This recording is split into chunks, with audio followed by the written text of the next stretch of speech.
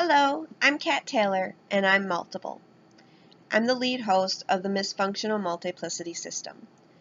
I'm also a life coach, magazine editor, modeling event coordinator, mother, and so much more. My multiplicity gives me the ability to be so much more than I ever thought I could be as a child. My multiplicity gives me the gift of multiple perspectives. My multiplicity gives me an internal team, or rather tribe, that helps me become the person I've dreamed of being. As a life coach, I help people find themselves. I help people discover their unique authenticity. I'm here because I want to help you discover your multiplicity authenticity. Because I've done it myself. Or rather, we have done this self-work together. Being your authentic self is liberating, freeing, and healing. There are several steps in discovering your authenticity. However, they don't have to be done in the order I speak about today. The journey to discovering my authenticity has been seemingly long. Between outside factors and my system members, we took this journey in baby steps. I coach because I know the process now, which I work on still daily. And I want to help others achieve goals in these steps. To learn the process and learn how they can set goals to these steps with real and tangible evidence. We will go over a number of subjects, along with a bonus subject in cooperation. These will help bring you a basic understanding of how you can achieve the 3 C's of functional multiplicity, with the addition of living authentically as well. One of the first steps in discovering your multiplicity authenticity is knowing who you're not, as an individual in a system. We learn what we like through knowing what we don't like. It can be similar to figuring out our own personal authenticity as a multiple, through who we are not. My main focus is, of course, on your authenticity as a multiple. Knowing your authentic self and selves can inaugurate your awareness, leading to internal communication, cooperation, and co-consciousness. Let me give you a small rundown on my system. I'm the main host, and I have Deliria, my twin, who is a concealment member. Opal is our internal guide. Mortess is a daily stand-in. And Trish is a chore helper. We have protectors, such as Dom, who is a dream and gatekeeper. Dame provides emotional shields. Callie is our first guard, and Gabriel is our second guard. Arizona holds fast to boundaries. Our positive reinforcers are Dixie, who takes away social anxiety and holds boundaries with positive reinforcement. Nova is uplifting and allows me to believe in myself. Meg is a caretaker, and Nell abruptly keeps to our boundaries. And then we have our littles, Abby and Andy. They give our adult members the ability to live out their childhoods through them, and gives Opal the sense of having her own children. Committing to multiplicity. You cannot lie about your true nature. You must accept that you are multiple. We commit to who we think we should be rather than committing to meeting ourselves where we are. Welcome to multiplicity, or plurality. Meet yourself at this juncture of acceptance. You are multiple. You are plural. It is okay. It's more than okay. As children, it kept us safe. As adults, it can keep us grounded into our own power. Look within and release whatever is still holding you back from accepting your unique internal team. Learn to love all of who you are, flaws and all. This can be a difficult task, releasing the lies we've been conditioned to believe about how multiplicity makes us crazy, or how having a disorder makes us weak. Vulnerable? Yes. However, there is a strength in knowing and accepting your vulnerabilities. We are not crazy. Science backs us on the fact that there is no psychosis in the criteria of DID. We didn't do this to ourselves either. What was done to us created a magnificent team of survivalists, simply created through our childlike wonder and imagination, into someone tangible, They are real. They are concrete. They may identify differently than the body in which they are housed, but nonetheless they exist. We exist. Our deepest healing occurs when we learn to be our own damn hero, which we already, as multiples, have a leg up in that department. Each one of our system members were created to be a hero of some sort. Some may have been corrupted along the way, but those are ones we commit to meet where they are and grow with them. Committing to yourself means saying yes to all of you, both the parts you love and the parts you dislike, including the parts of each of your system members. As Heather Amara says, how you adapt to the changes in your life can mean the difference between being in struggle and fear, or in sweet ease and faith. The simple truth is that when you fight change, you suffer.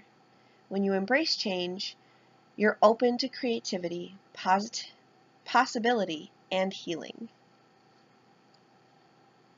Move from being a victim of change to being a co-creator with change. For some of our system members, they need that message the most. Life has moved on without them and can be frightening. However, when we commit to meet them where they are, we ultimately bring about the sweet ease and faith they are longing for. When we commit to ourselves, we don't get to bypass our emotions or get a free, all problems go away instantly pass. That is exactly where, as multiples, we have the ability to comfort one another and process through the emotions we feel together, as a team or tribe. That is our superpower. When Gabriel made himself known, he did not come in gently. He came as a persecutor. He was mean and unrefined. He came angry, and at first he scared me. I was reminded by Opal that he may just be misunderstood. This is where I remembered to meet him where he was, instead of where I wanted him to be. I listened patiently to what he had to say and how he was feeling. This gave him an ease and calm after he was able to get it off his chest. He is now an amazing, supportive, and protective member of our system. Power has nothing to do with money or fame or outside appearances, but with our connections to self, love, authenticity, and the inner mystery of life. Connection to oneself and selves brings about a team effort in reinforcing our self-love, continuing our journey of authenticity, and helps immensely with accepting things and people exactly as they are in this moment, and not as we wish they were. Power comes from blossoming into unconditional love for yourself and selves, and embodying joyful faith in your gifts.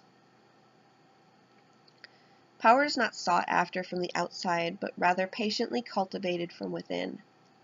Powerful people are the ones who have the strongest connection to their internal resources. I believe this works well with us multiples.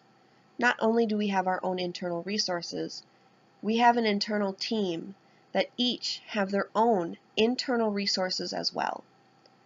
When we attune to our inner bounty, the external form does not matter.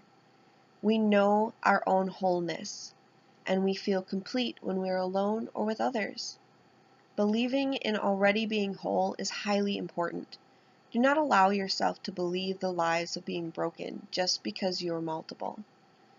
We're already whole. We are like the moon. Others may not see our wholeness all the time, but that doesn't dismiss the truth that we are still whole.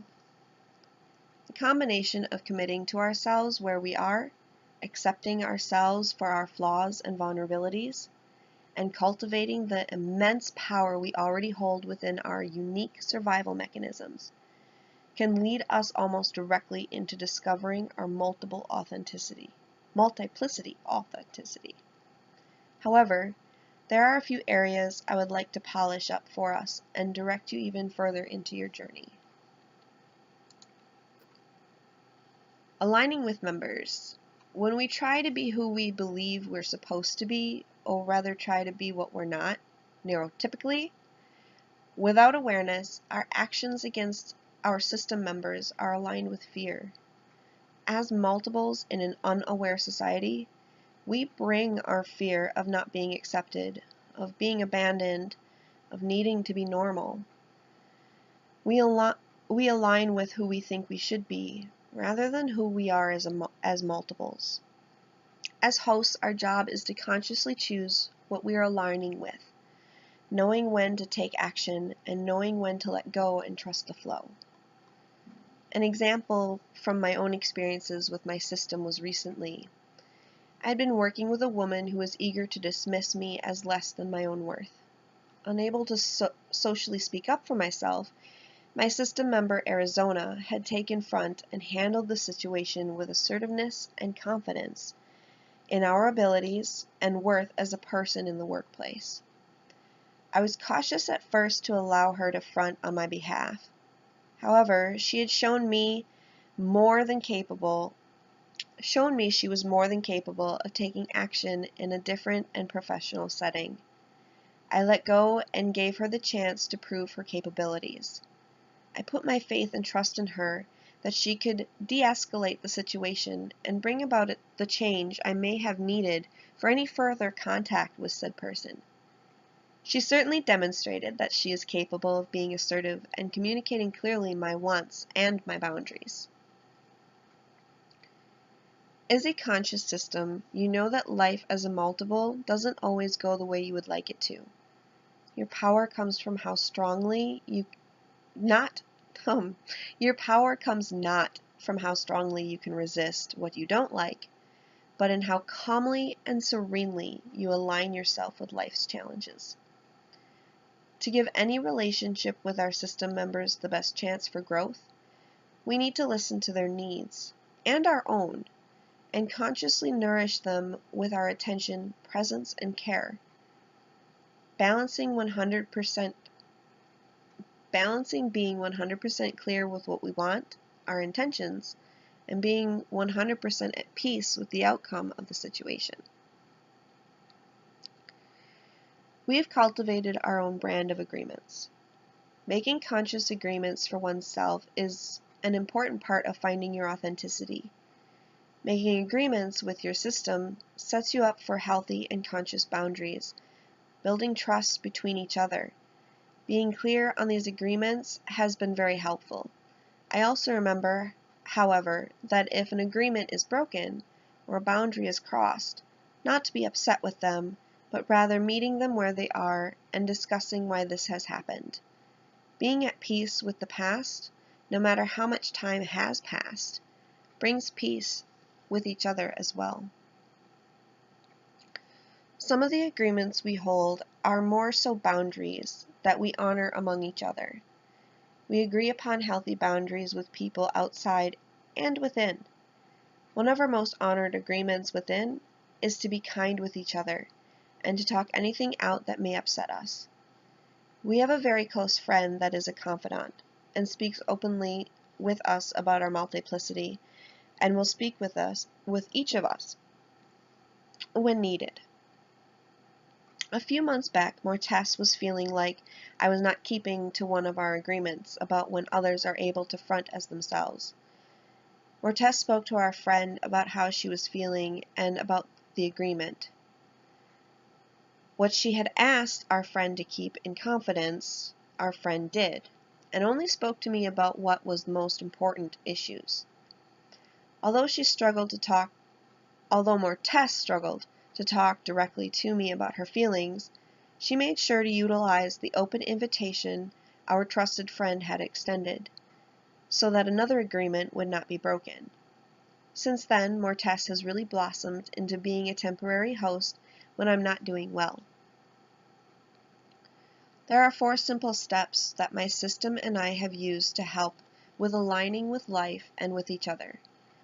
This has helped us navigate just about any situation that is simple or complex. 1. Get clarity. Ask yourself what you want.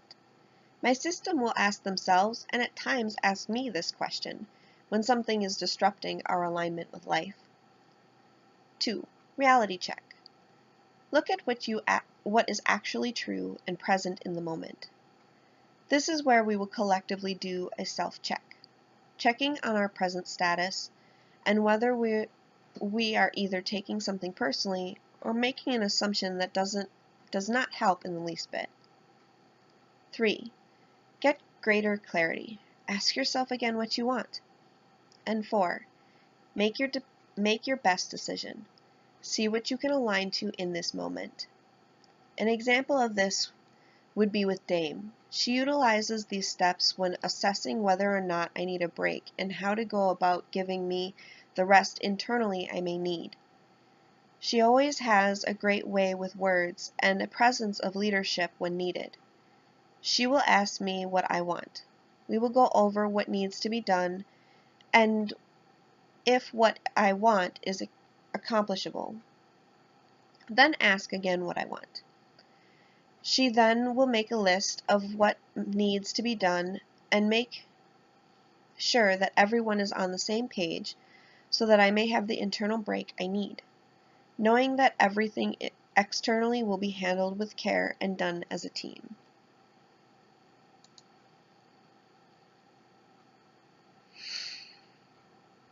Claim your strength and ignite your will.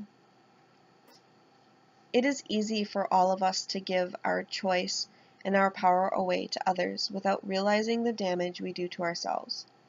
However, once we see these old patterns, we can start to gather back our personal power and learn to nourish ourselves back into our own steadiness. Igniting your will occurs when you are clear on what you really want for yourself and selves, and when you take action based on this knowledge. What I have found is that when you get clear about your heart's desire, the universe steps up in magnificent ways to support you. Most likely you have learned to use your will for one main purpose, to stay safe. For us, our will manifests itself unconsciously through our dissociation. These, among other ways, we have utilized to create a false sense of safety. There are 4 core strategies we use as well. The purpose of your core strategy is to keep the world manageable and to create a sense of safety and stability. We unconsciously use these strategies, some or all, in different ways. And mind you, these strategies aren't bad. They can be very helpful depending on the situation. And those that have more so in certain strategies can utilize them as a great way to be a leader or take care of a situation. It depends on how you use it. The 4 strategies are controllers. They try to change and manipulate their environments. Distractors. They like to bounce from thing to thing. Isolators. Hide and pretend to be small. And pleasers are always making sure others like them. For me personally, I'm a few of them. Mostly a distractor. I will pour myself into as many different things at once to distract my mind from an uneasy situation. However, I've also learned that if something I truly need to process, the universe tends to put things in my way when I distract, so as I'm forced to see it anyway. At times this is frustrating.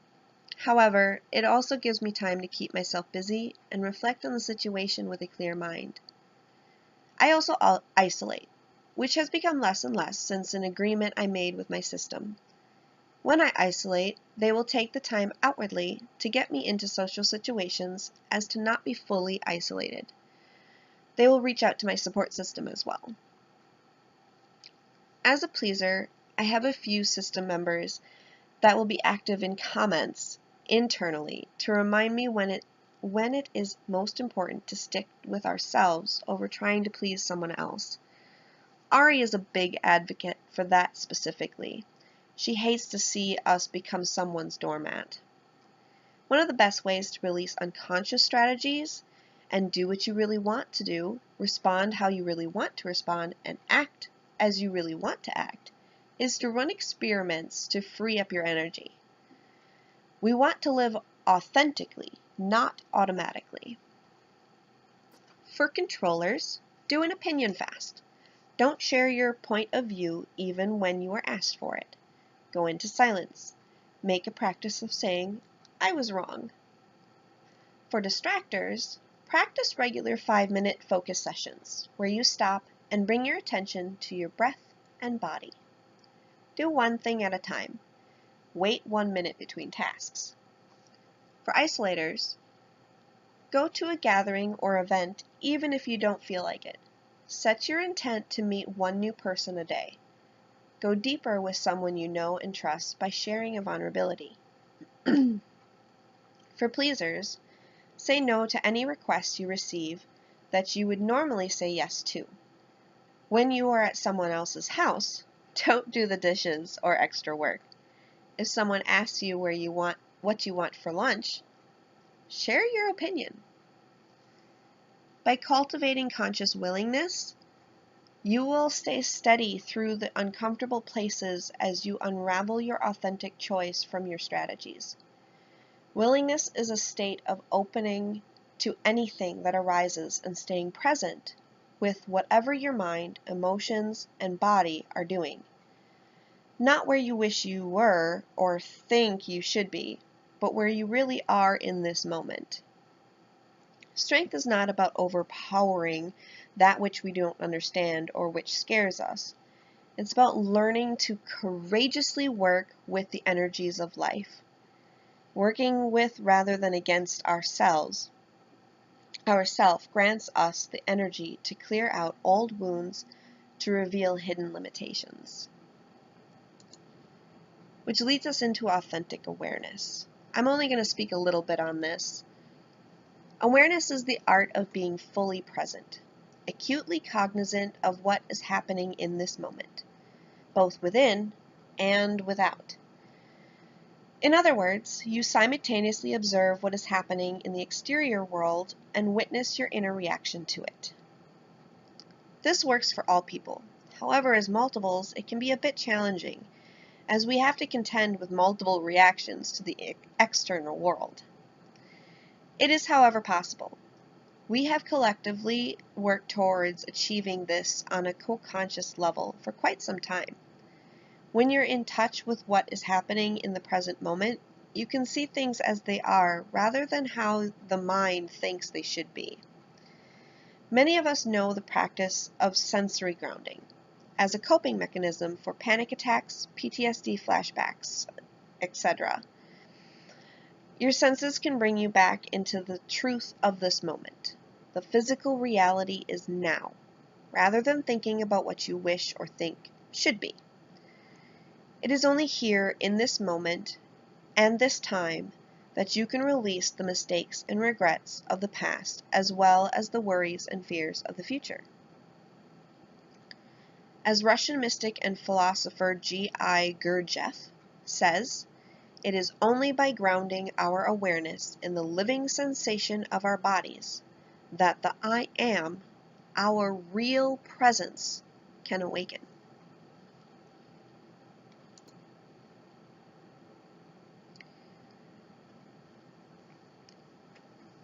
Here's how you can build steady communication internally. This also helps with co-cooperation. Our bonus subject. Number 1, stop defining yourself by the disorder. I can't say that with more emphasis. When I switched from saying I have DID to I am multiple or I am plural, this aligned me with my system members. We were no longer broken pieces of one, but rather a whole in its individual parts, stronger together than apart. Embrace all aspects of yourself and your system members. Honor theirs and your strengths and acknowledge theirs and your weaknesses and triggers. This is considered cooperation. Having this is a key part of living a multiplistic, authentic life. Know your truth in this moment and hold your truth even in the face of adversity. Not everything is happy people and rainbows. We have our fair share of adversities and blowbacks. Being open about being multiple was a difficult choice in itself. We're all very much aware about how people may not understand and will judge harshly. My mother has been asked recently if I'm dangerous, told that she should lock me up in a hospital for the rest of my life, and that she needs to stop supporting me. It hurts, but standing strong in our truth has kept it from hurting worse. Don't take anything personally. Consciously choose your friends and support system. Ask yourself these questions. Don't edit as you write, just see what comes through. Don't spend too much time thinking about your answers. What do you want your most intimate relationships to look like? This can include others and yourself and selves. I ask this quite often of how I want my intimate relationships to be like with my system members. This keeps me clear and gives us something to work with that's tangible. What do you want the relationships with your family and friends to look like?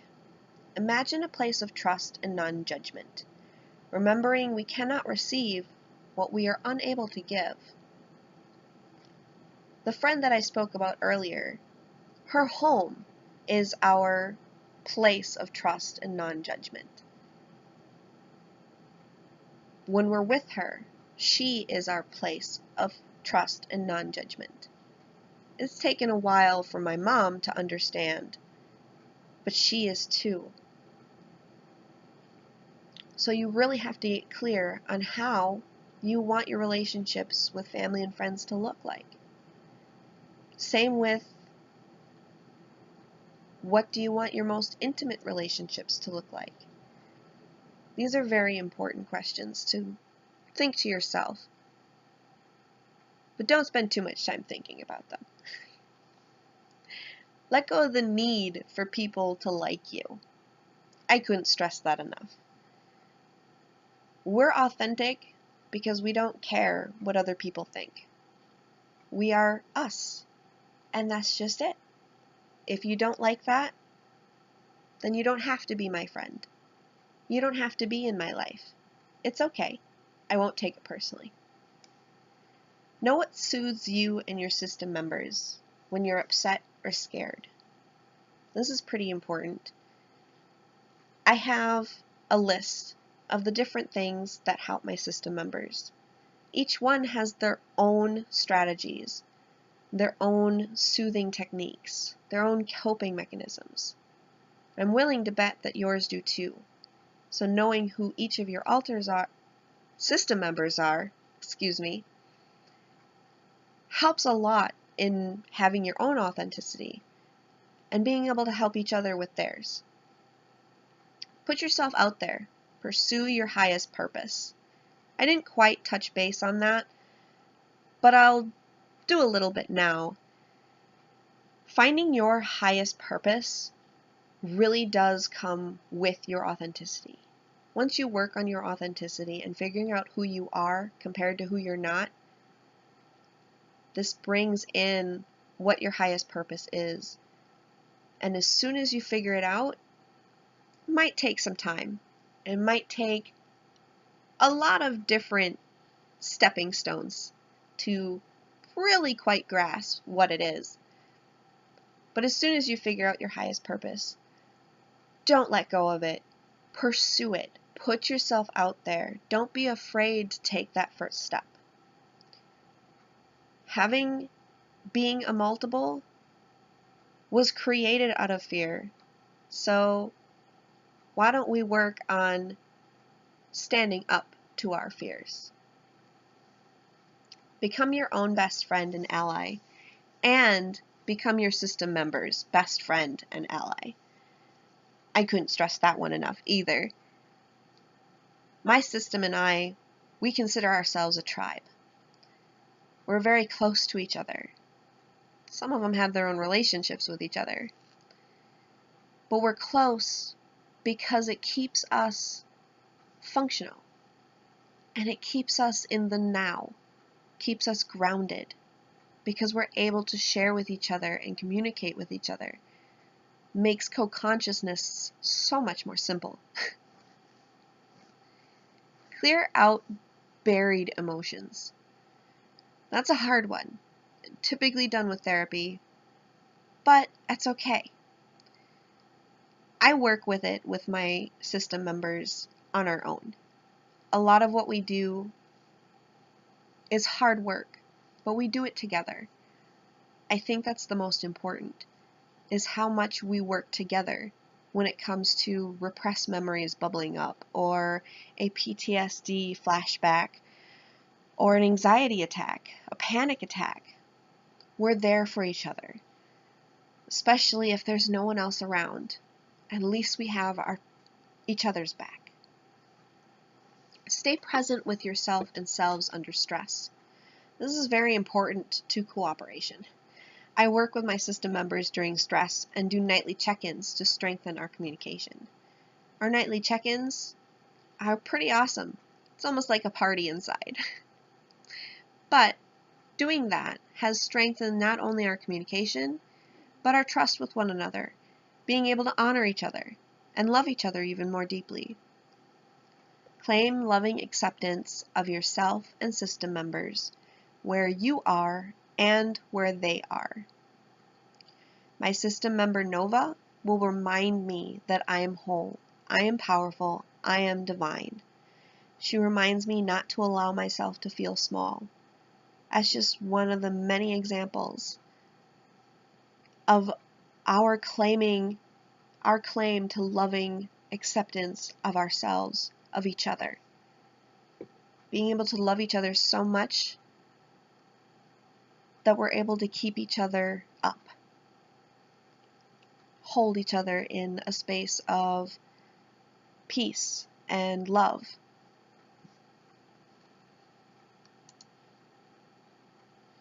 I hope all of this has been helpful. And if you're interested in knowing more or authenticity coaching with me, you may contact me at info@merakitribe.life. Have a wonderful day. And be ever so multiplicity authenticity.